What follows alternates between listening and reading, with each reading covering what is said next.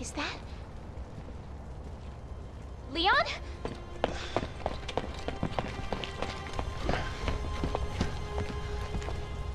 Sherry? What are you doing here? I'm on protective detail. Yeah. I heard you became an agent. Why are you here? I'm tracking the man behind all this. Chief Security Advisor Simmons. What? There must be some sort of mistake. I report to Simmons. He's your supervisor? We're on our way to meet with him right now. Where is he? I need to know. Jake!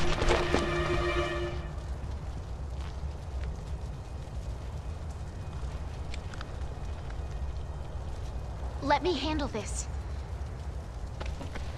Your orders were to avoid contact with anyone.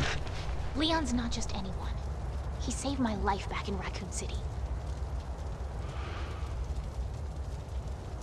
Fair enough. Look out!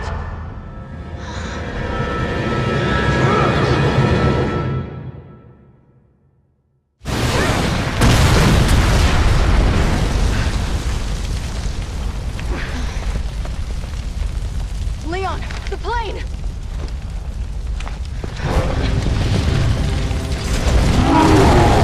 Him again? Friend of yours? Or like an ex-girlfriend? Guy doesn't know when to quit. Welcome to the club. You get used to it. Alright, welcome back to Resident Evil 6. Here is yet another thing that we have seen in another campaign. This time Leon's. This is the first time we were meeting up with Leon in Jake's campaign. And we are fighting the Ustanok for the third time. I'd say, in terms of Ustanok fights, this is definitely the weakest. Just because he's not very intimidating in this fight, I'd say. You're in a little more cramped quarters, but you do have 4 people with you this time. You know, it's not just Jake and Sherry. This time we've got Jake, Sherry, Leon, and Helena, so it's not really that big a deal, I don't think. And in terms of the Ustanok, he doesn't really bring his A-game. In Leon's section, he's kind of, I think, programmed to go after Jake. But in Jake's section, I think he just goes for anyone, which is weird. It would, oh god, maybe he does go for Jake, I don't know. But I've seen him kidnap a lot of other people in his giant claw thing. Do not go up and try and melee the Ustanok, it does not work. And after a while, he'll just kind of run away.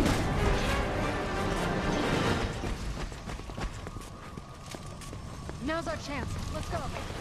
And just like with Leon's, we're just going to kind of explore this area a little bit. See if we can't get any good items.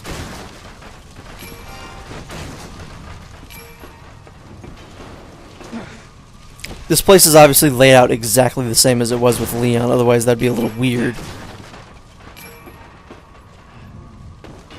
Yeah, this is just, it's something we've exactly done, so it's not really as interesting. I actually kind of like this part a little bit better as Leon. I don't know, because it just feels like he's an outsider, doesn't really know what the Ustanok is, and it just makes for a little more interesting scene.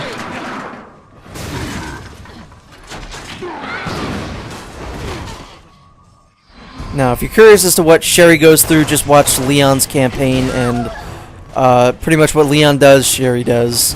But now we're getting the other side of it, which is what Jake and Helena are up to. Pretty much while Leon and Sherry are trying to start the bus up, Helena and Jake just have to keep the Ustanok busy. You've fought this thing before and you're still bleeding? Right. Roger! Kidding? You get a kick out of this.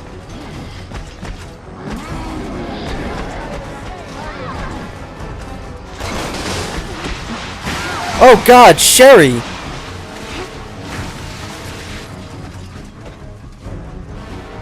Like, seriously, if I was over 1 more inch to the right, I probably would have been a pancake. Don't get me started. But maybe the four of us can stop him once and for all. Yeah, maybe. Maybe we can.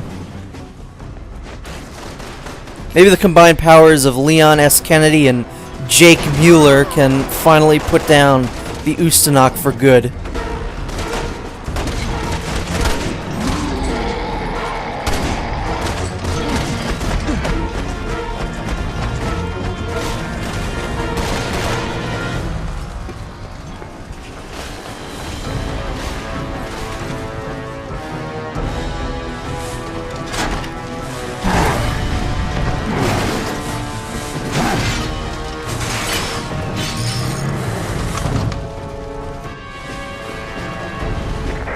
Carries around a spare?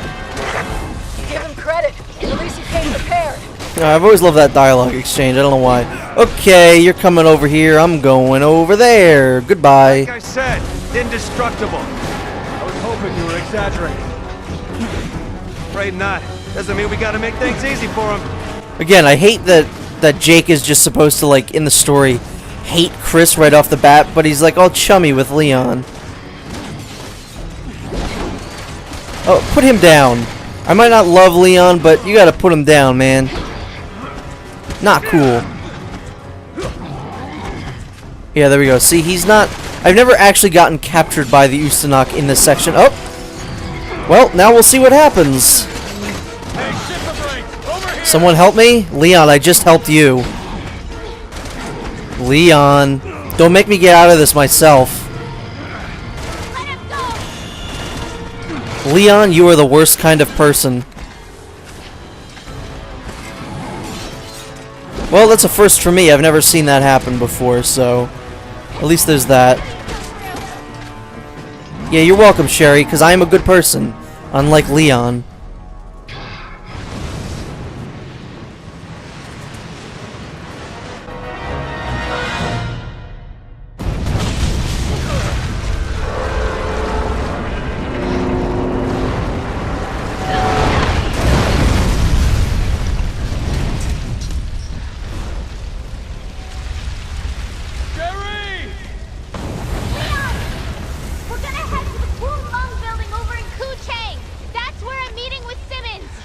Listen!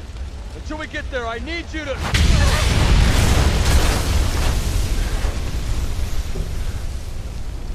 Hey!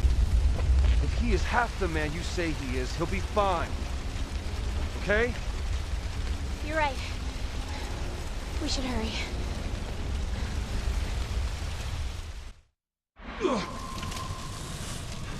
Well, looks like the Ustanok is toast. Hopefully. See, that looked like something you can do, but you can't. And I don't understand it. It's like a big red button. It looks like you should be able to press it and something happens. It's like the only instance of that in the entire game.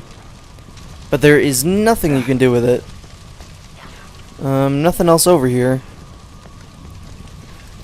And like I said, I don't believe there are any other serpent emblems in the level.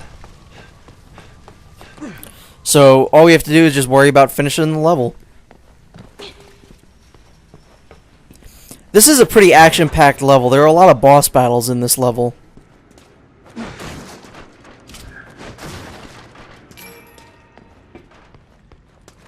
We've already fought a helicopter, we've fought the Ubavisto, we fought the Ustanok, and there's going to be another bit of a boss battle in this next section.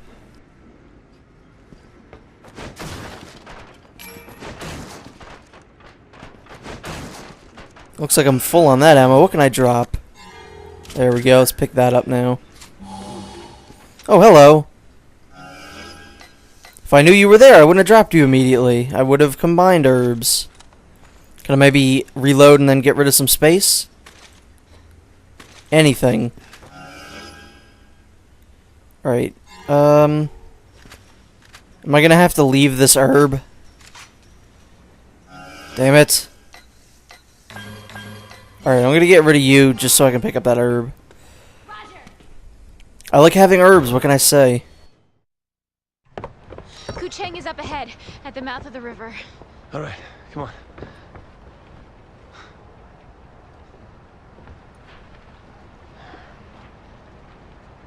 You worried about Simmons, right? gonna be fine. Okay?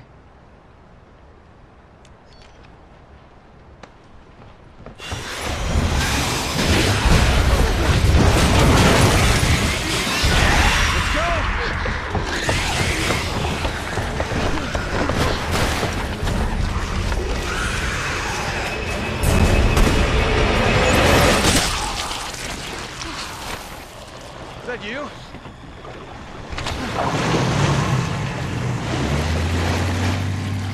A cool little thing, design-wise, about the Uba Visto is that you can actually see that his heart is in his chainsaw, which is pretty cool.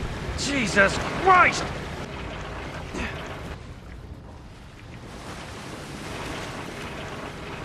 But yeah, this is technically another driving section, but it's just one big QuickTime event. You don't really have to worry about this. So yeah, it looks like the Uba Visto is back, and he is angry. This day is never gonna end, is it? It might end, Sherry, it just might not end well.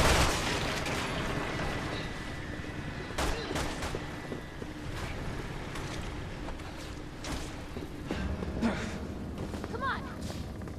Here's a nice little bit of continuity. This is the building that Chris and Piers blow up.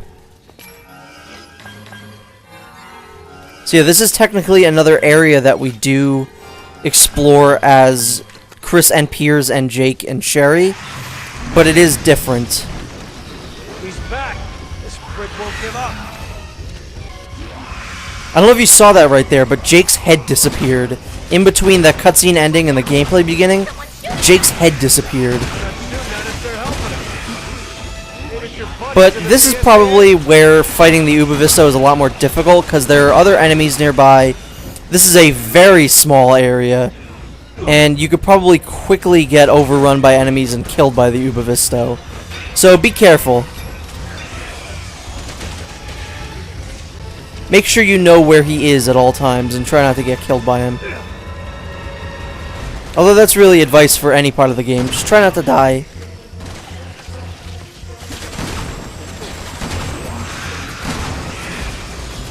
I don't know if I want to show off the QuickTime event that you can get if he comes at you with the chainsaw, and I think it only happens for Jake. I don't think Sherry would be able to grab the chainsaw and push it away like Jake does.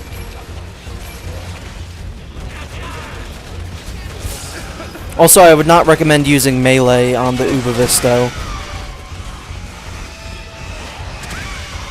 But I mean, other than the fact that there are more enemies, it's not really that radically different from when we fought him in the last video.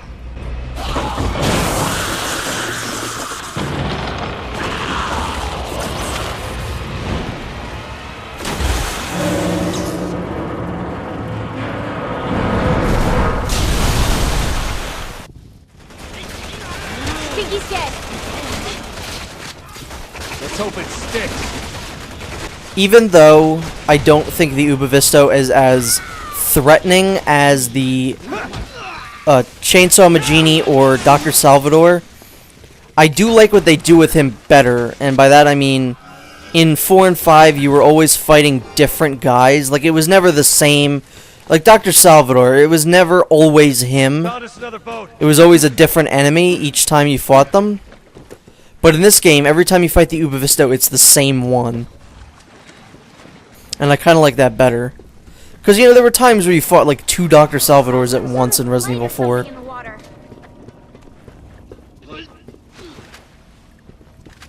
I don't know why we're not moving. Ow, what the hell? Okay, now maybe we can go now. Yep, there we go. Guess we had to take care of that other enemy. That was weird.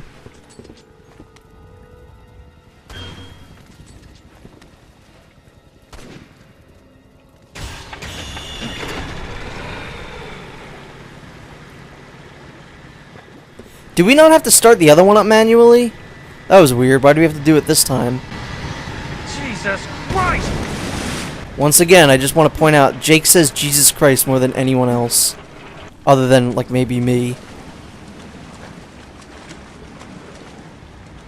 And I don't know, I just love hearing Troy Baker say it. He says it in such a different way.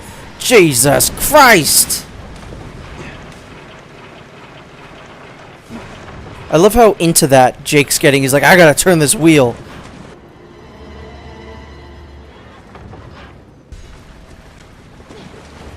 I don't believe I've ever been hit by that, so just try not to get hit by it. It'd be kind of embarrassing.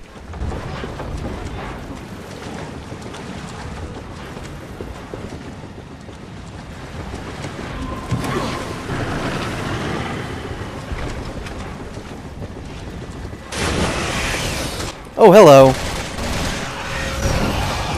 Come on, really?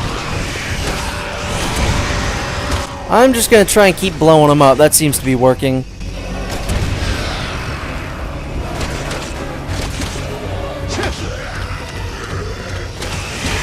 Nope, can't do any combos on him. Yep, there we go. This is the quick time event I was talking about. I do believe that only happens if you're playing as Jake, as I don't think Sherry would be able to do that.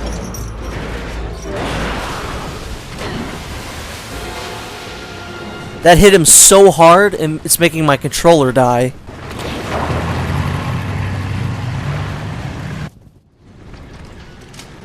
What the hell was that?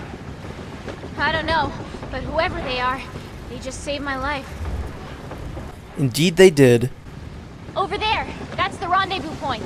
Thank you, mysterious shooter.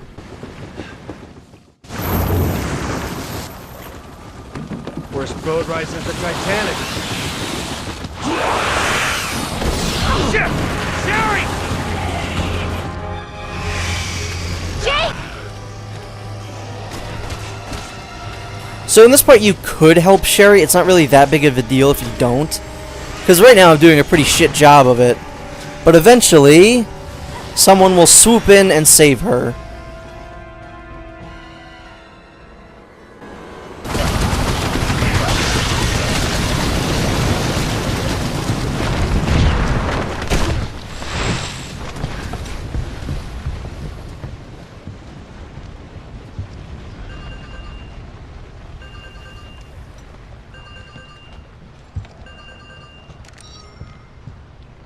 Yes.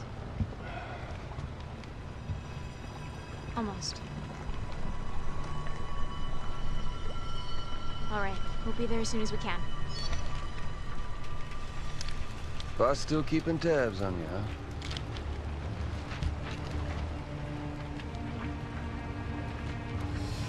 For now. Let's go then. And thankfully that is now finally the end of the Ubavisto. He is dead for real. Like I said, he's a little disappointing to fight in terms of other chainsaw enemies, but he's still fairly dangerous, I guess. This looks like an area that Chris and Piers explore, but it's actually not. It's the other side.